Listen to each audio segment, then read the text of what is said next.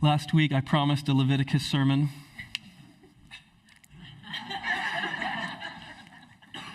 I'm going to give 2 Leviticus sermons.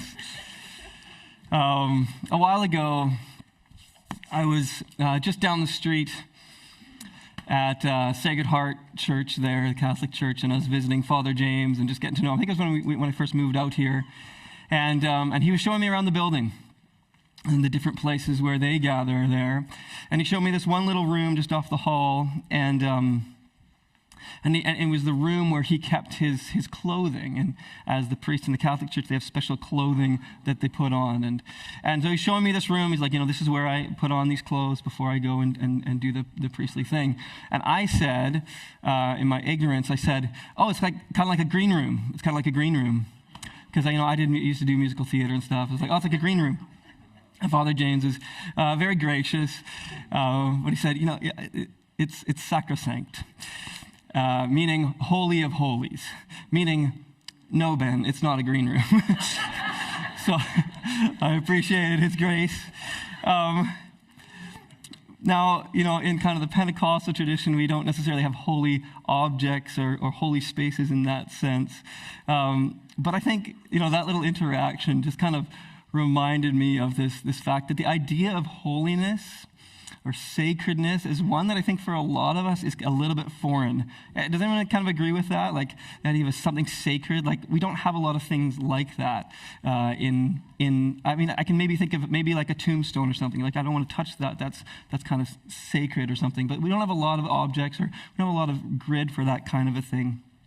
And so when I was off for some weeks there on parental leave, I spent a lot of time in the book of Leviticus. And if you're kind of not a church goer, or you're not used to this kind of an environment, the book of Leviticus is one of the books in the Bible, which is not just one book. It's like 66 books in here, and letters and collections and anthologies. It's beautiful. Leviticus is a book that sometimes gets a little bit of a bad rap. Not that we would ever say like it's a bad book, but when we try to read it, sometimes it's a little bit difficult. It's a book of laws, and that can be kind of tedious, instructions about how to offer sacrifices, these kind of things. And so it's a book I've never spoken from at church before, and so this will be my first. But it's a book I've just been really appreciating, and it's a book that focuses on this theme of holiness and really spells it out and fleshes it out in a lot of ways, and I think brings it to the forefront. And I think it's a theme that we do neglect, and it's a good one to remind ourselves of what holiness is. And so I sat down to write this sermon. And even while I was off, there was all these things, that were popping up, and so I was taking notes. I was like, I got to preach on this. This is awesome. So, and I sat down to write the message for today, and started writing, and kept writing, and I was like, whoa, wait a second, this is too much. So I'm going to split it up.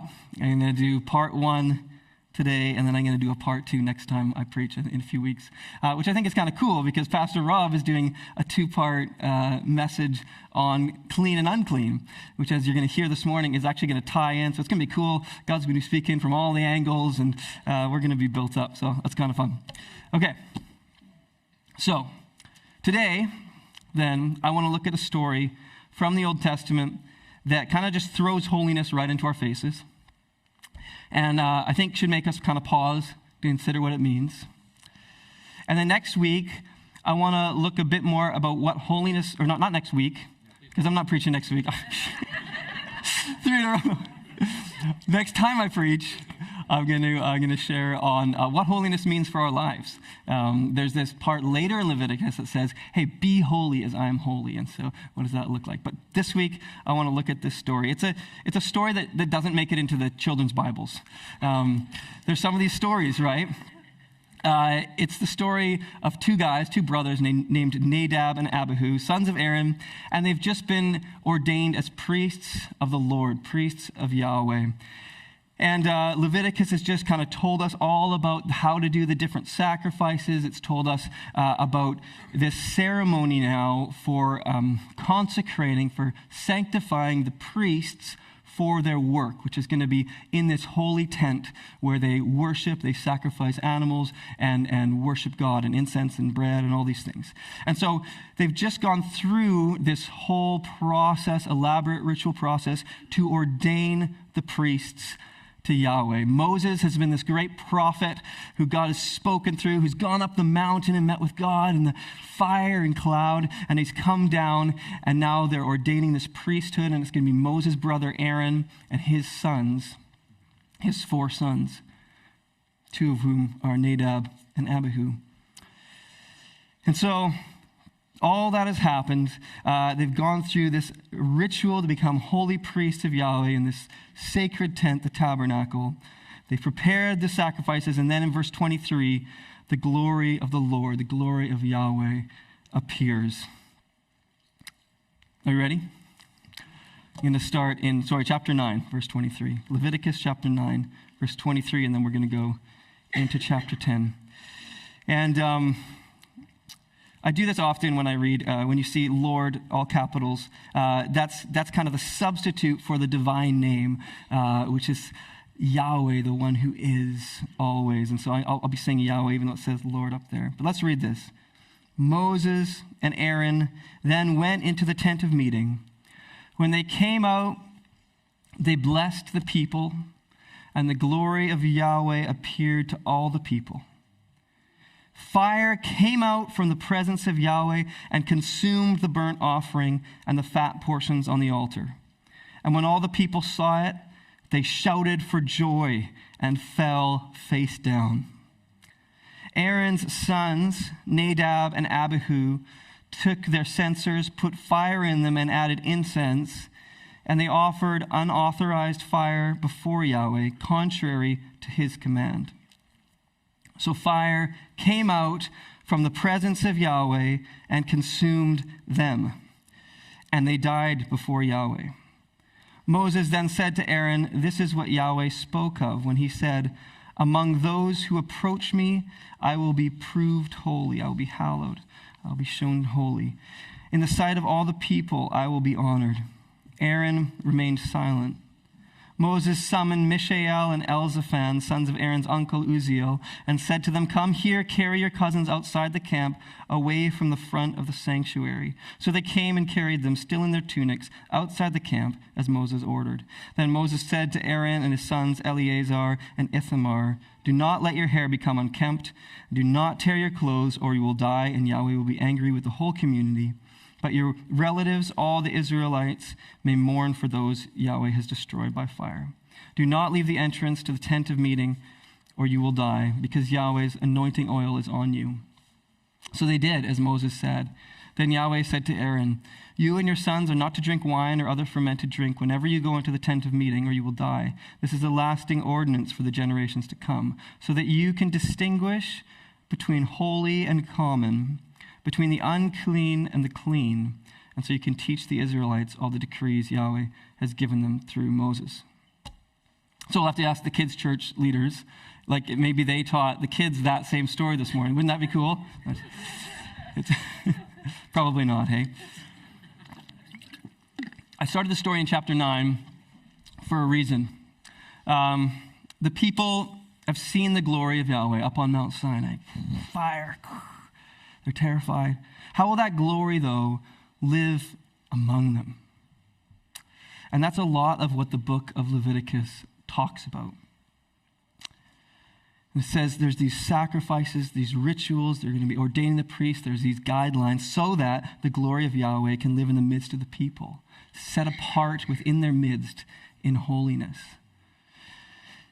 And now, after going through all these rituals, we come to the climax of this story. The glory of Yahweh appears as Moses and Aaron come out of the tent. Fire comes out from Yahweh and consumes the sacrifices on the altar, and the people are in awe. Wow, they fall on their faces, they shout for joy. And then Aaron's 2 sons, who have just gone through the ritual to serve at the altar as the holy priests, they come forward with their own incense, kind of improvising. And the part we read later in the passage about alcohol kind of makes it seem like maybe they're drunk, We don't know, but at least they're not following the detailed descriptions of sacrifice that preceded the passage. They're just kind of doing whatever they want. And then the same language we just heard comes again. Fire comes out from Yahweh, from the presence of Yahweh, and consumes, not the sacrifices this time, but these two priests, Nadab and Abihu. They're consumed like the sacrifices were. And Moses reminds Aaron that Yahweh needs to be shown to be holy or sanctified or hallowed in the people who draw near to him, the priests. In these people, Yahweh says, I need to be shown to be holy. And that he needs to be glorified in the sight of all the people. And so, because Nadab and Abihu don't honor Yahweh's holiness, they just do something else, they improvise. Yahweh's holiness is displayed in them, right, anyway, but by them being consumed by fire, and Yahweh is glorified in the sight of all the people. The priests are still in the middle of their ritual, the other priests. They've just been ordained as priests. They've gone through this whole thing, and so they can't actually even leave. And Moses says, and you don't even grieve your relatives. It seems pretty intense. And then the passage closes this way. Then Yahweh said to Aaron, you and your sons are not to drink wine or other fermented drink whenever you go into the tent of meeting, or you will die. This is a lasting ordinance for the generations to come, so that you can distinguish between the holy and the common, between the unclean and the clean. And so you can teach the Israelites all the decrees Yahweh has given them through Moses. And so I think this word distinguish is a helpful one, because sometimes we're like, what even is holiness? The word distinguish is one of the words in Leviticus that helps us understand what holiness means. There's lots of words that are used, especially the word holy and sanctify and consecrate and those kind of words. But this is one that maybe we get a little bit more clearly. It's the word that's used in the creation narrative in Genesis 1 at the very beginning, when God separates light from darkness, makes a distinction. He separates the waters above from the waters below in the sky. He separates the day from the night.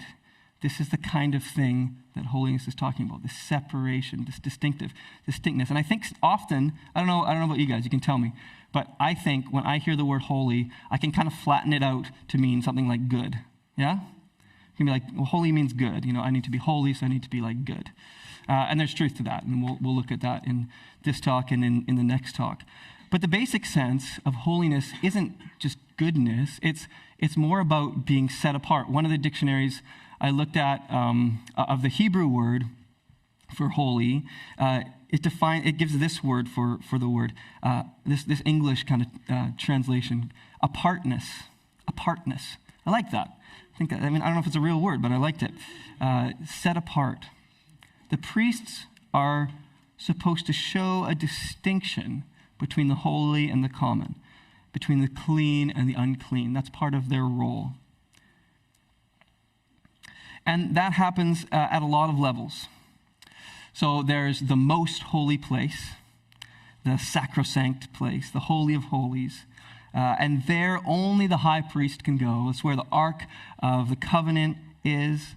And there only the high priest can go, and only once a year on the Day of Atonement. It's like the Holy of Holies. And then there's the rest of the tabernacle, kind of the holy place or the sanctuary. And the priests who are set apart to serve in the sanctuary have to go through these rituals to become holy, set apart themselves. The common people couldn't go into the sanctuary. And so the priests have to be set apart. They're anointed with oil. They have, blood put on them, on their ears and their thumbs, and all of these, again, kind of rituals to set them apart as holy, distinct from the common, to serve Yahweh. And then there's the kind of the regular Israelites who would come to the tabernacle, into the courtyard, to the altar, to offer their sacrifices. And they would be in this holy place, not in the center, not in the kind of sanctuary itself, but just outside.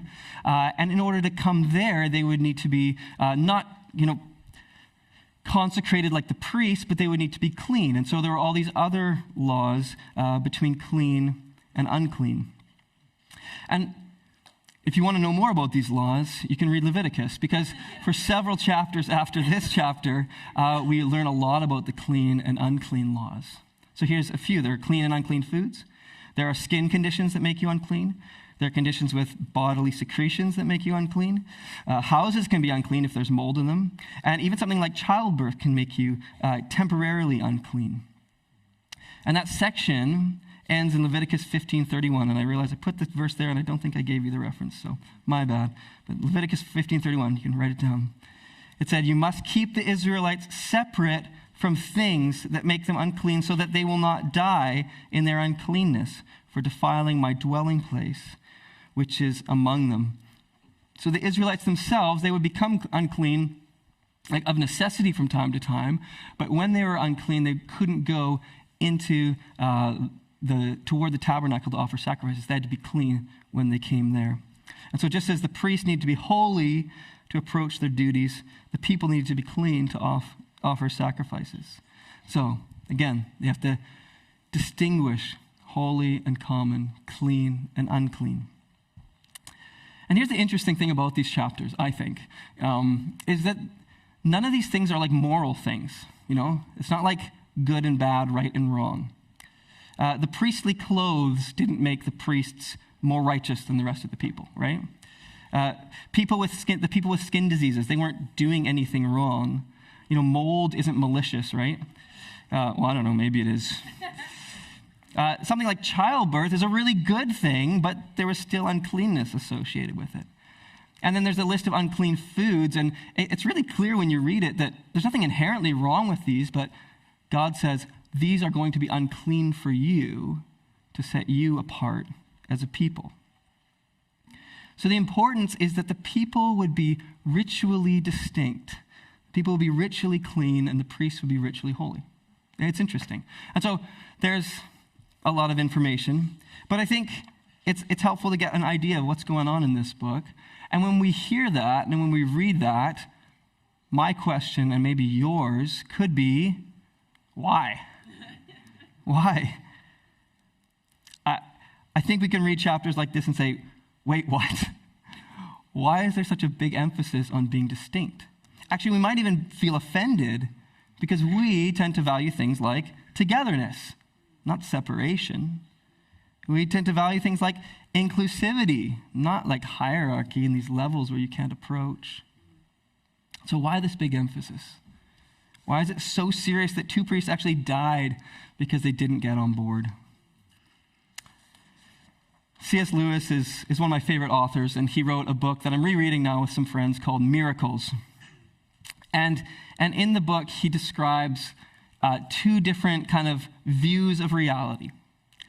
And so one view he calls it naturalism, but if that label is confusing, don't worry. But he says in that view, he says the ultimate fact, the thing you can't get behind is it's a vast process of space and time which is going on of its own accord. So in other words, everything in reality is just part of reality going on. Everything's at the same playing field. Everything's equal. It's all just part of what Lewis calls the whole show. It's all just going on. Stuff happens, and any object or individual or thought or action is just a piece of the whole show. There's no hierarchy. There's no holiness. There's nothing set apart. Everything is kind of equal at every level. And so Lewis calls this like a democratic view of reality, Everything's just flat. We're all kind of on the same playing field. And then there's another view of reality which is different, and Lewis calls it supernaturalism. But again, if that's not helpful, don't worry about it. But in that view, there's one thing.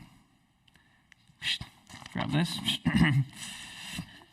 In that view, there is one thing that stands alone and by itself. It is the essential fact, or he is the essential fact. The one thing or person is the ultimate fact, and everything else then depends on it, exists because of it, and is distinct from it. And Lewis likens that to a monarchy, like the king is way up here and everyone else depends on him, or the queen. And so the Christian view is the second one, right? We don't think everything in creation is all just the same, or everything in creation, I don't know, but everything in reality is all the same. We say, no, wait a sec. There's one God who is the one who lives forever, who always is, who is the ultimate fact. And from him, everything comes. Everything else depends on him. Everything else is distinct from him. He's holy. He's set apart in kind of this fundamental sense, just because of who he is as the creator and who we are as the creation. But then Lewis says, but actually, we can sometimes believe in God, kind of, but in a way that doesn't have this distinctness necessarily. We can kind of picture God as being just kind of part of the whole of reality. Like, yeah, he's more powerful, he's more good, he's more righteous, but at the end of the day, we're kind of on the same playing field with him. Yeah. So there's some kind of religions even out there that would be like, yeah, there's a God, but you know, he's just kind of part of nature. He's part of creation, or it. You know, there's a force. You know, like Star Wars, right? It's like there's a force. It's not holy. I don't know. You know, or sometimes you can meet individuals, right? Well, I'm spiritual. You know, I kind of believe in God, but it's kind of a two-way democratic thing. And so I think Leviticus really exists in a lot of ways to caution against that kind of approach to God. It reminds the people of Israel, no, God is totally distinct. God is at a totally different level. He is the creator, and we are the creation. It warns the people of Israel not to treat Yahweh like the second kind of God. Yahweh is to be hallowed. He's to be given the honor due to one who is fundamentally distinct from everything else that is, and on whom everything else depends. And so his place of worship, his tabernacle, is to be set apart in all these different ways that might seem kind of interesting to us, but for the purpose of setting him up apart in the midst of the people, to let them know that he is on this other playing field. He's just on this other plane. He's on this other level. Or you could say the same thing from another point of view. Yahweh's set-apartness means that this kind of setup, this tabernacle in the midst of the people, is necessary for his presence to dwell among the people. He is holy, he is set apart, he is different. At kind of that fundamental level, creator, creation. But that distinctness of Yahweh even goes beyond that, because we're not only creatures, we're not only creation, but we're actually a fallen creation, the Bible tells us. Like humankind, people, we've rebelled against God. We've rebelled against Yahweh, and the whole of creation has been corrupted because of it. And so all the more, we have to acknowledge that Yahweh is set apart. He is holy. And so as the people of Israel approach Yahweh at the tabernacle, he is doubly holy. He's holy as creator, and he is holy as the one who is uncorrupted, unlike the creation. And so all these laws about cleanness and uncleanness and holiness and commonness, although they're not what we might call moral laws, like it's not like bad to have mold, you know, in a kind of moral way, like you did something wrong by having mold, or it's definitely not bad to have a baby, or these different things. They're not moral laws, but they do serve this purpose in the Israelite nation of setting apart Yahweh and giving him the honor he deserves as the righteous one who's distinct from and above his creation. They separate certain aspects of our fallen creaturely existence from the Creator, setting him apart. So all the laws and all the hierarchies, it's all about setting God apart, saying, no, he is sacred, he is set apart. And so when Nadab and Abihu come and ignore those rituals that set apart Yahweh in the midst of the people, then that distinction between Yahweh and the fallen creation has the potential to become blurry for the people of Israel. You know, it's like, oh, he's just another God. Yeah, he's very good and he's very powerful, but we can kind of serve him however we want. And Yahweh says, no. Yahweh is set apart. He is distinct. He's holy. And so his presence in the midst of the people means that he must be set apart there. It still kind of feels foreign, right? And the next talk I want to do is to talk about how holiness actually begins to shape the way we live. But we won't go there because, see, it's already getting long, right? And it was too much, but next time. But I kind of want to pause for a minute just to consider what we can take away for ourselves from this story. In a context that's very different, right? We don't have a temple. We don't go and offer sacrifices. The laws of cleanness and uncleanness don't really have a direct effect on us. What does this all mean? What am I supposed to do with this, Ben? So I want to look at two takeaways. The first one is kind of like I started with.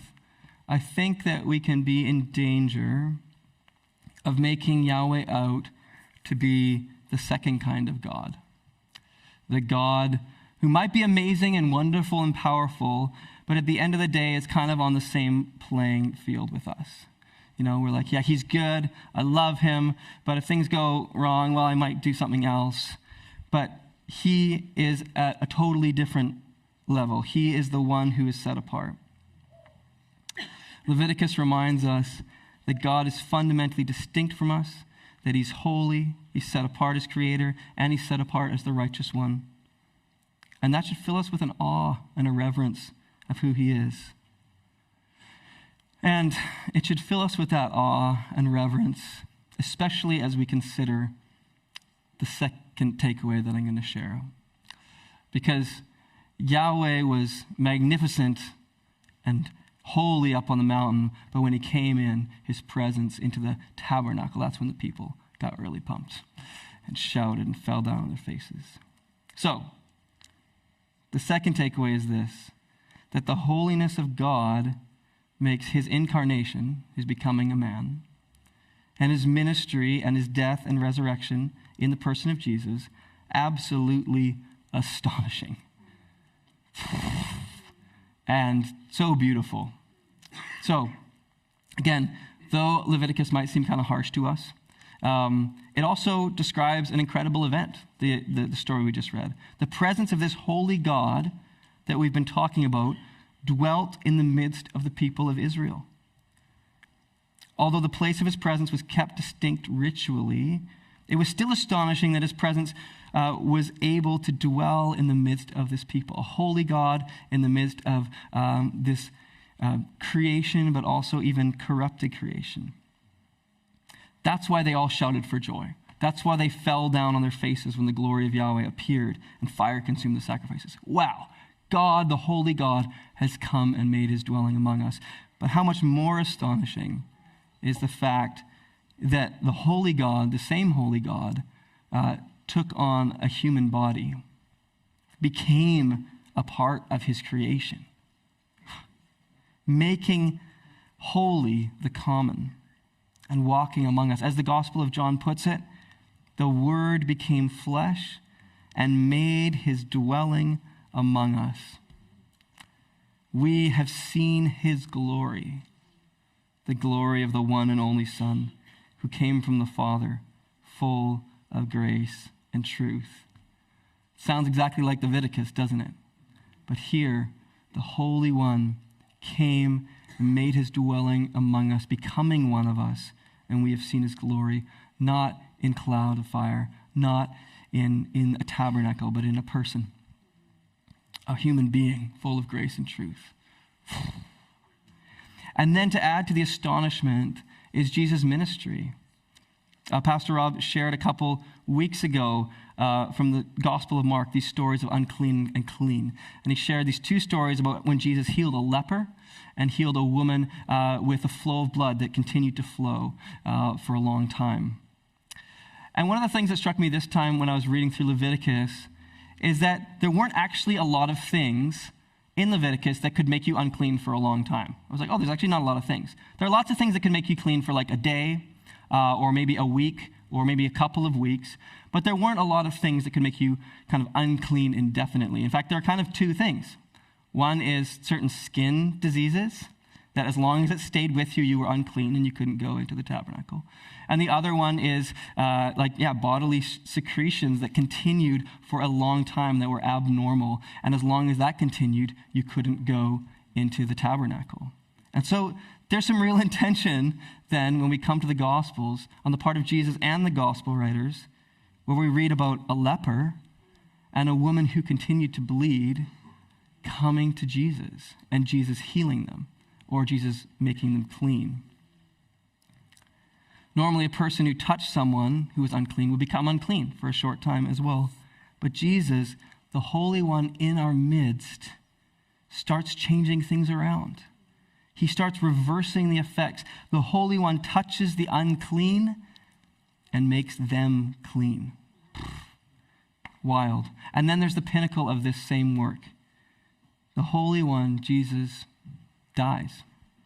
He goes to the depth of uncleanness and corruption. By some mystery, the holiness of God in the flesh doesn't kill, but actually dies for us. And as he dies, the curtain in the temple is torn in two. The divide between the holy and the common is ripped apart. But it's not ripped in order that everything was just now common. Okay, we're all cool now.